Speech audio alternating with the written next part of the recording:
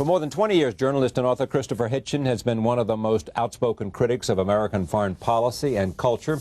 His work has taken on such ironic and iconic figures as Bill Clinton, Henry Kissinger, and Mother Teresa. In his new book, Letters to a Young Contrarian, he offers counsel to a new generation of would-be radicals about the importance of opposition and debate. He has just returned from Pakistan, where he's been covering the war against the Taliban. I am pleased to have him on this program and to talk about this book, but first about Afghanistan and other issues. Welcome. Nice to be back, Johnny. Nice to see you. I've got lots of things to talk about. First of all, tell me what you give me a sense of impressions from Afghanistan, when you were there, what you saw, what you think of this war. Well, I went to the Afghan border. The Pakistanis won't let you cross, but I could get to Peshawar, which is... It's an Afghan town, in fact, and it's ringed by Afghan refugee camps. You're in Afghanistan, in effect, when you've got to Peshawar, and many Pashtuns don't really recognize that border anyway, never did. It's a British border, like so many partition borders. But I also went to the other border, the other frontier of Kashmir, where India and Pakistan have a direct standoff, and where Osama bin Laden has announced several times that Kashmir is the third great holy war after Palestine and Iraq and Chechnya. He varies them a bit, but Kashmir is up to number 3 now, where I think our attention should be more directed, because I think there really will be a war there, and it's the one that we already know is most likely to go thermonuclear. Right. Or everything's in place for that, and has been for a while. If there's one good thing to come out of this nightmare, I think it will be a tremendous focusing of attention on an area where people have been very slack in their view of it.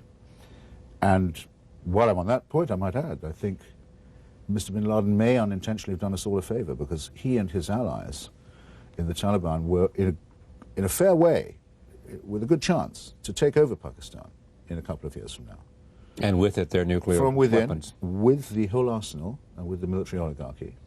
Yes, and to Talibanize Pakistan. That was going on for a long time. Some of us in Washington were protesting about it. I signed a big petition against the Taliban and its maltreatment of women and its aggressive policies in Washington in June, which we circulated. Couldn't get any attention for it then. I'm proud to have done it. I don't claim any particular prescience. Sure. Anyone could have seen, and of course I had no idea how bad it would get or how fast, but by doing this amazing, horrifying, grand opera, evil thing in New York and Washington and Pennsylvania, Mr. bin Laden, who really is a fanatic, has spoiled the chances of his less fanatical supporters of taking over Pakistan. That won't happen now. What do you think will be the end result? Well, it won't be an end result. It will be a long... ongoing result. A long, tough contest in which we know by elimination certain things. Secular civil society can't be defeated by this. It can't. We are stronger in every way than they are. Right. And defeat is unacceptable, period. Defeat is not thinkable either, but it's also not feasible. Right. We're stronger in every sense of that term. Our territory can't be occupied by these people or conquered, nor can our core values be challenged by them. And we shouldn't call these our values, because they're values that occur in all societies, but the Muslims of the world will look at bin Laden. He says, come to my cave. Even if they wanted to go, they can't. And they'll start to think, wait a minute, when did he proclaim himself God's anointed? How exactly did this come about? As long as there's a certain amount of fortitude. Yeah, I know. I just saw Amr Musa yesterday said, who was a guest on the show recently, said, you know, Mr. bin Laden doesn't speak for Arabs or Muslims. No, I was impressed to see that, and there'll be more people saying so, and more annoyance at exactly how did this guy choose himself. You look at his deputy, the video, Mr. Gaith. Right. The video, he tells Muslims living in Europe and America, don't live in high-rise buildings, don't take planes. What are they supposed to think? How dare he talk to them like that? Yeah. I would like to make a propaganda film of Muslims in England and Germany and America taking planes happily and living in high-rise buildings and saying, excuse me, you can't tell me not to do that. And who are you anyway? So what I'm very against is the people who've been saying, oh, no, we should feel guilt at what we've done to the Muslim world. We brought this on ourselves. This is chickens coming home to roost. You kindly said I've made a lot of criticisms of American foreign policy. I'd hope to be in the top 10 of such critics. I'm glad. If I was found in the top 10, I hope I came by it honestly, but this is quite different. Yeah. Very different. And in my book, which you kindly also mentioned, I say that the great struggle is between secular society, which we base ourselves on doubt, skepticism, free inquiry, separation of church and state, emancipation of women, believing there's no such thing as any concept of race. We're all human. So between secular society and that civilization begins where that starts. Right. See, what you have to leave behind is blind faith, tribalism, clan and desert culture, and that's every society's had to go through that evolution in one form or another. Okay, let me come back to my question, and we'll spread it out larger. One, what will happen to bin Laden in your judgment? I mean, does he get out of Afghanistan?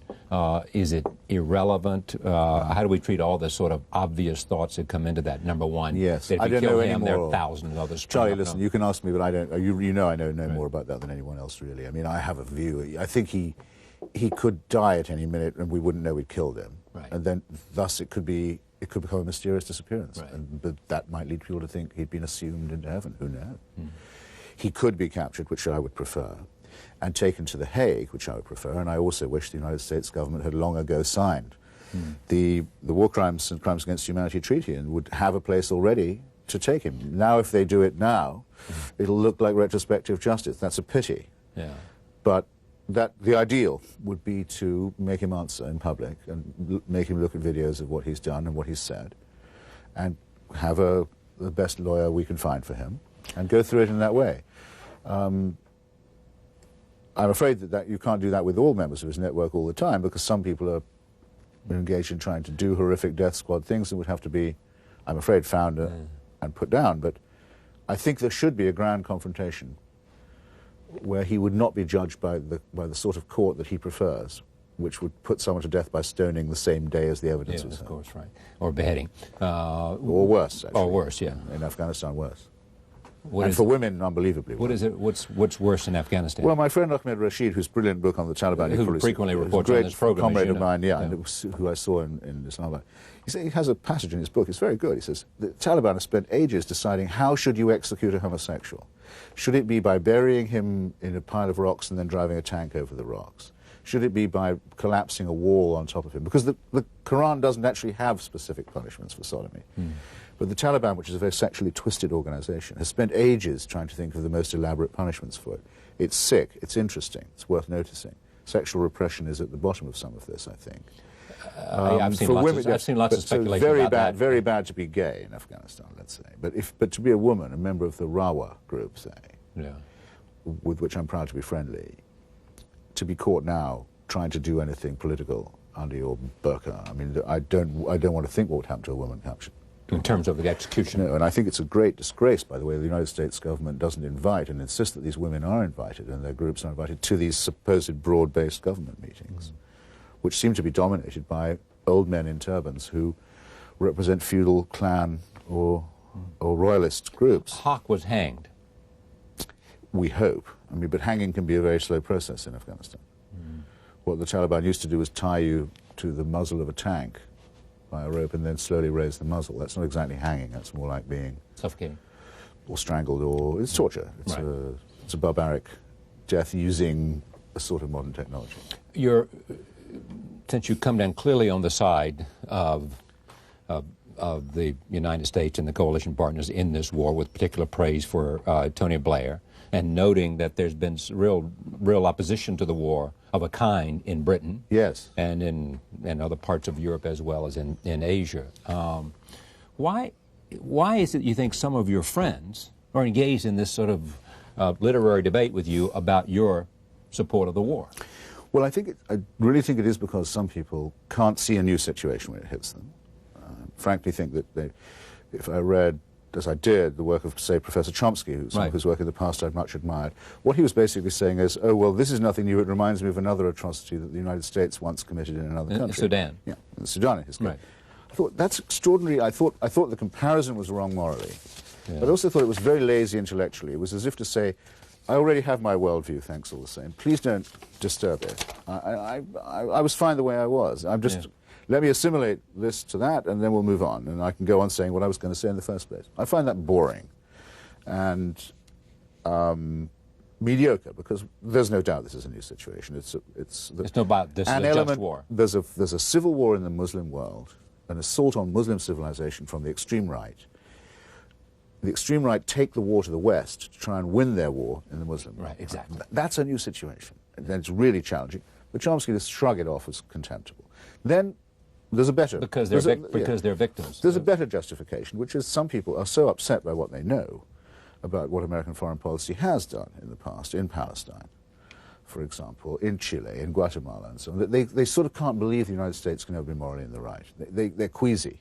They don't want to be on the winning side with the Pentagon and the CIA. This is because the United States has been, in your judgment, I mean, you know, and this is part of your own, you know, as I said, attacking American foreign policy, because the United States has associated itself with dictators in areas around the world who have repressed their own people. More than associated with them, has imposed them, invented them, has imposed them on free peoples. Yes. And therefore set down legitimate nationalism. Oh, I mean... In the name of anti-communism or whatever. Yeah, I mean, you could fill in anything under that heading that one might expect, and I would probably have phrased it more strongly. Yes, definitely, but that's this is an attack on American civilization, on civil society, on civilization. Period. Yes, on civilization. Because period. I mean, some 80 nations represented in those. But since you mentioned American foreign policy, this is an attack on the bits of American civilization that are worth defending, that have taken a long time to evolve, that can't be abandoned. Free inquiry, separation of church and state, multi-ethnicity, all these things. It's a very deliberate assault of that kind. So you can't temporize about it. And that's why I liked what Blair did, particularly because, you know, quite a lot of my fellow Englishmen were killed in that explosion. I'm not quite sure what the numbers now are, but it was a lot. Blair didn't appeal, Blair didn't appeal to that at all. When he spoke at the Labour Party conference, he didn't say, by the way, a lot of Brits were killed too, so we should be interested. He didn't make any sectarian appeal. He didn't ask for it in national form. No, he just simply said, he didn't say this is our solidarity. It's solidarity. Yeah, he did not say this was international solidarity, and both those words still mean quite a lot to me. I'm not a member of the faction of the Labour Party that particularly admires Tony Blair, but on this, I thought he was dead right. I see two arguments out there against the war. One is the argument that it's not an argument. It's basically the position you've already alluded to, which is the notion that somehow America had asked for it by its conduct. That's one, which is obviously reprehensible. And the other is that America is not being judicious in its application of force. Those are the two. Are there more? No, those are the two.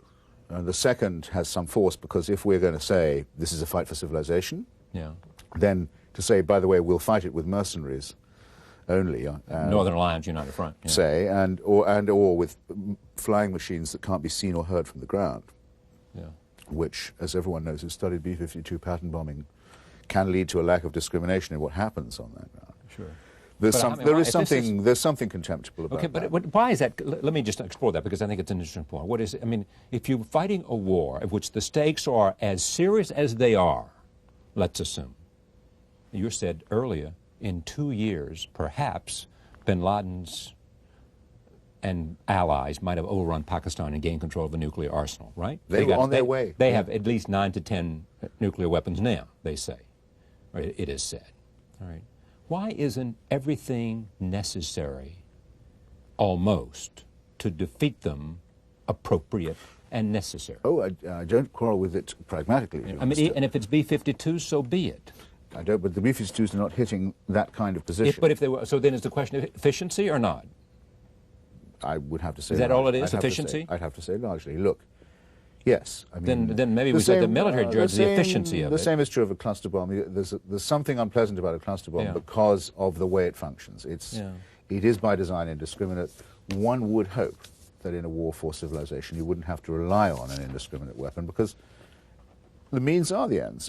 After all, as one points out firmly to the masochists and the pacifists at the moment, in the case of September 11, civilian casualties are the means as well as the end. The weapon is a plane full of civilians.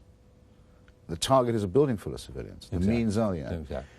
Well, if we are to insist on that, and I think we should, then it doesn't cost us very much strategically, in my opinion, to say, well, one would hope this couldn't be said of any methods of ours. For the same reason I wouldn't torture any of the people of that gang that I could capture. You wouldn't? No, it's a bad practice, and it leads to inefficiency and incompetence. In the end, they end up beating the confession out of the wrong person because it's easier. There are more ways that are more skillful ways to do it. You want to have exquisite knowledge of what they know, and so you're not going to get this by by using cruelty and force. No. So I don't. There's no need for what one might call our cause or the cause to be disfigured by that kind of thing. And what do you say to the fact that since history began, there have been, I hate this word, collateral damage. There have been non-combatants killed. Well, that's true whatever weapons you use. Sure. So, and since I'm not a pacifist, I think only a pacifist can make that objection. Say, you know, under no circumstances will you take another person's life or be responsible. No. That, I think, is an immoral position because it leaves other people to make the choices about who's going to die. You just exempt yourself. Yeah. Do you find yourself in opposition to all terrorism? To all terrorism? Yes. I find myself in opposition to the use of the word. In other words, creating terror to achieve a political end, and terror primarily against civilians. Well, if you define terror as the simple targeting of civilians, then it becomes a tautology. You can just simply say you're against it. Yeah, right. I've written a lot that I think terrorism is a useless word. It's been used now for too many. It's an old cheap suit that's been jammed onto too many frames. Okay, well, choose your word, You know, but I'm trying to get inside your head. No, but this would be a way inside what remains of my cerebellum, which would be, I think terrorism is far too weak a word. It's too weak a condemnation of Al-Qaeda. Al-Qaeda is a fascist organization that wants to bring dictatorship and theocracy by means of the blackmail of civilian casualties. Here comes the terrorism is a very weak word for that. Furthermore, it's a shady word because some regimes that we have not been proud of our friendship with have used it to describe any armed resistance by groups of civilians who are themselves being terrorized. So we need a new and proper term for each. I think it's quite right to describe this as theocratic fascism, let's say. In doing that, you understand much better what you're fighting against. Okay, but how do you define fascism? And, by the way, I should say I'm impressed that the two regimes that have tried to take a free ride on this from the United States policy, the Sharon regime in Israel, said, what's this? It's the same as Arafat, you know, as if that's all it was. And the Hindu nationalists in India... You think the Palestinian Authority is a democracy? It's not like Al-Qaeda. But is it a democracy? No, it's not. No one would say that for it.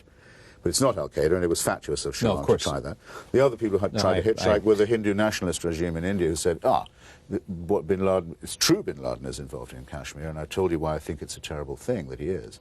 But nobody finds Indian policy in Kashmir very palatable. This is why you also... So it's important to make distinctions. Yeah, and to point out your own writings with respect to wars in the past, the Falklands War, the same reason. You thought that, it was a question of fascism.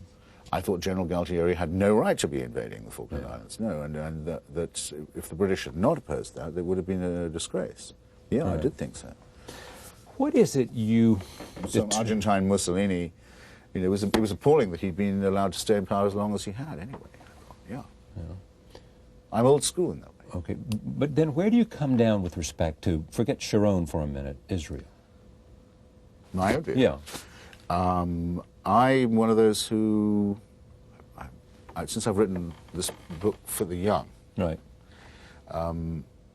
It's a terrible thing when you're writing for the young. It's mainly written to real students of mine. I don't address them by name, but I realize you can't lie to them. Letters to a young poet. You can try and fool yourself, but you can't try and fool the young. Okay. I'd better give you the straight answer. I think Zionism, the idea of building a state of Jewish farmers on Arab land in the Middle East, is a stupid idea to begin with. I've always thought so. My mother wanted to go and be a Zionist immigrant at one point. I tried to talk her out of it. It's been a thing in my family. I think it's a bad idea. I think it's a messianic idea. I think it's a superstitious idea. And I think so the idea of Israel's right to exist is... Well, now that it's there... has no play with you. Many states are founded on injustices or foolishness and bad ideas. And boundaries are drawn by all kinds of political... Yeah, it doesn't mean that anyone can just come and evict or destroy them. And I'm not saying that. But I think I'd have to say, so as not to seem shady, I've always thought it's a silly, messianic, superstitious nationalist idea, and it's a waste of Judaism. And it guaranteed a quarrel with the Arabs because it meant we're going to take away from you what's most precious, your land, by trying to make Jews into peasants. Already a silly idea. That's not the way to rescue Central European Jewry, make them into farmers in Palestine. Guaranteed an injustice to the Arabs, which now anyone can see, and is now entering its third, fourth generation. Fourth generation of Palestinians brought up either in exile or dispossession or under occupation and humiliation. And now we know that something has to be done to address what is part of the original let's not call it original sin, original misconception of the thing. So I've been writing in favor of Palestinian homeland all my life, and I'm no more, no less in favor of it than I was because of recent events. And now the Bush administration is in favor. It's a matter of principle. And now the Bush administration is in favor of it. Well, yes, they were edging towards it. It's a pity about the timing, because they were edging towards it before. I don't want it to look as if they did it as a concession. But it should be a matter of principle. If Jews born in Brooklyn have a right to a state in Palestine, then Palestinians born in Jerusalem have a right to a state in Palestine. Anyone who doesn't agree with that principle, I think, is suspect. I think most people do. They do, but but why in that case do we have the one and not the other? After all, it's America that pays for all this and arms the Israelis and is very much involved in it. If it's a matter of principle, then we should have witnessed to it a bit more forcibly than we did. Right. Let me turn to this book, Letter to a Young Contrarian. You decided to write this because of what? And I'm interested, secondly, in how you see Christopher Hitchens today. I mean, has this role and life that you have chosen turned out the way you would have wanted it to do? Has it, in terms of choices you have made? Well, on the first point, actually, the book wasn't, for once, it wasn't my idea. A very, very brilliant editor and publisher asked me if I would write in the series of emulations of Rainer Maria Rilke and his Letters to a Young Poet, which a lot of people read when they were young, and I had... Letters to a Young Poet, was it? Letters to a Young Poet. And there's to be a series, of which this is one of the first.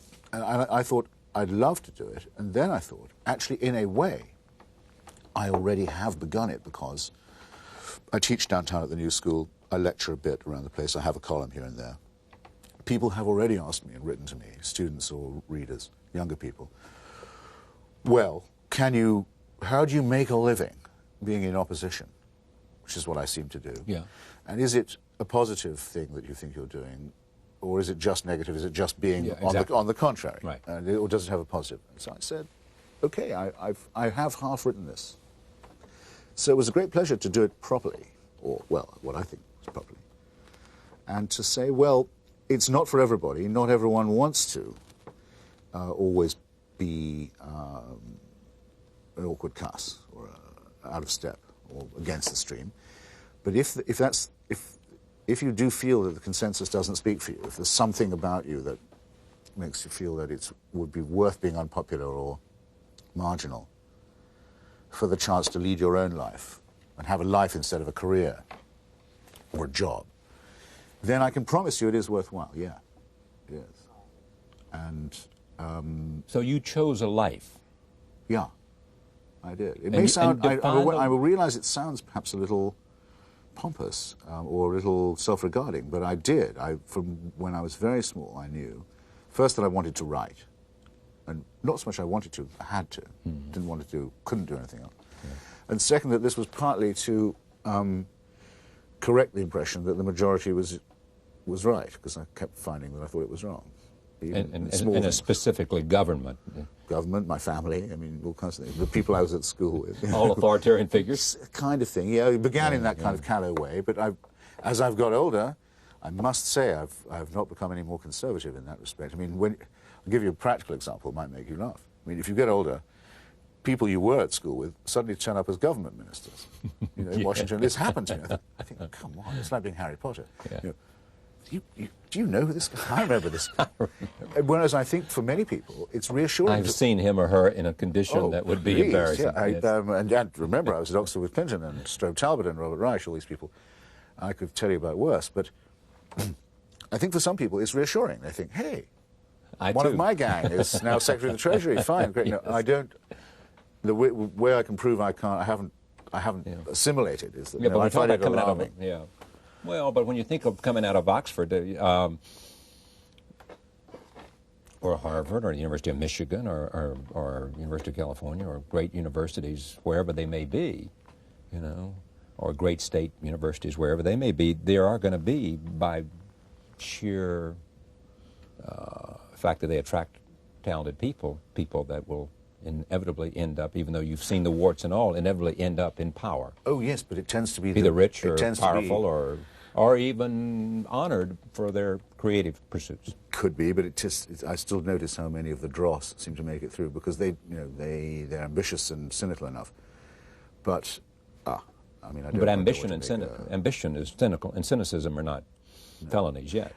But here's, I mean, another example. What I mean is, if you listen to the way people talk on chat shows when they call in, for example, or if you go to public debates at colleges, people who get up to speak, they'll tend you'll notice it all the time if you start to look. They'll say, well, as Jennifer was just saying, and I agree with her, or as George was reminding us, they don't dare speak as if their opinion mattered more than anybody else's, as if they might be right and everyone else wrong. It's got to the search for consensus. It's very deeply ingrained in us, and I mean, that is part of what, coloring. Yeah, that's part of what you're railing against. What I'm really trying to do is give people the confidence to think that they might think, well, maybe I'm crazy, but does everyone honestly think this is all okay? Be aware that there's every possibility that you are right and the others are wrong.